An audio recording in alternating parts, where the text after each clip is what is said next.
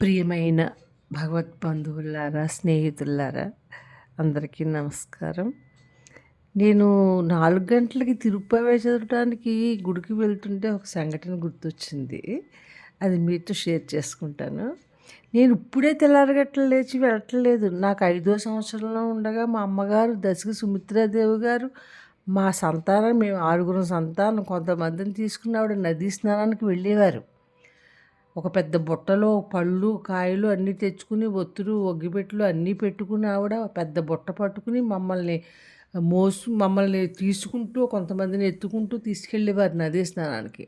అక్కడ నది దగ్గర ఓ పక్కన గట్టు మీద ఇవన్నీ పెట్టుకుని, ఆ బుట్టలో అవన్నీ పెట్టుకుని, బట్టలు అవన్నీ పెట్టుకుని నదిలోకి దిగి స్నానం చేస్తూ ఉంటే అక్కడ పంతులు గారు మంత్రాలు చదివేవారు. ఆ స్నానం ఎలా చేయాలి, నీళ్ళు ఎలా వదలాలని పంతులు గారు చేయించేవారు. మేము స్నానం అయిన తర్వాత 3 మునకలు ములిగిన తర్వాత నదిలో మట్టి తీసుకుని గట్టు మీదకి వచ్చేవాళ్ళం. ఆ గట్టు శుభ్రం చేసుకుని ఆ మట్టి ముద్ద ఆ గట్టు మీద పెట్టి ఆ మట్టి ముద్దకి పూజలు చేసి, నైవేద్యం పెట్టి, హారతిచ్చి అన్నీ చేసిన తర్వాత ఆ మట్టి ముద్దను తీసుకొచ్చి మళ్ళీ తిరిగి నదిలో కలిపేసేవాళ్ళం.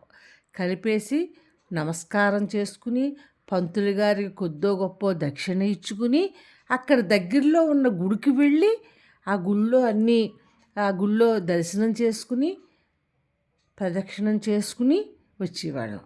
అక్కడ మా నాన్నగారు చెల్లెలు కూతురు దశకి వెంకమ్మ గారని ఒక ఆవిడ ఉండేవారు.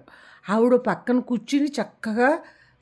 కూర్చుని కార్తీక పురాణం చదివేవారనమాట ఆవిడ.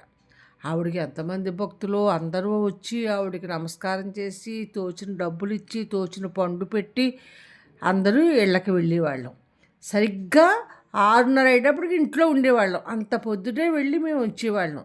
తర్వాత పాప మా అమ్మగారు ఎన్ని పనులు చేసుకునేవారో ఇప్పుడు గుర్తొస్తోంది నాకు. మా అమ్మగారు ఎన్ని పనులు చేసుకున్నారో, మమ్మల్ని అందరినీ తీసుకెళ్ళటం, తడి బట్టలు ఇంటికి తీసుకురావటం. ఒక బుట్ట ఉండేదండి. ఆ బుట్ట నిండా అన్నీ పేర్చుకునేవాళ్ళం అనమాట. అప్పుడు వెదురు బుట్టలు ఉండేవన్నమాట. అంతకన్నా ఏమీ ఉండేవి కాదు. నేను అప్పుడే నదీ స్నానం చేయటం, ప్రదక్షిణం చేయటం ఇవన్నీ చేశాను. అవన్నీ గుర్తొచ్చాయి ఫ్రెండ్స్. అంచేత మీతో షేర్ చేసుకున్నాను. ఓకేనా? Thank you. బాయ్.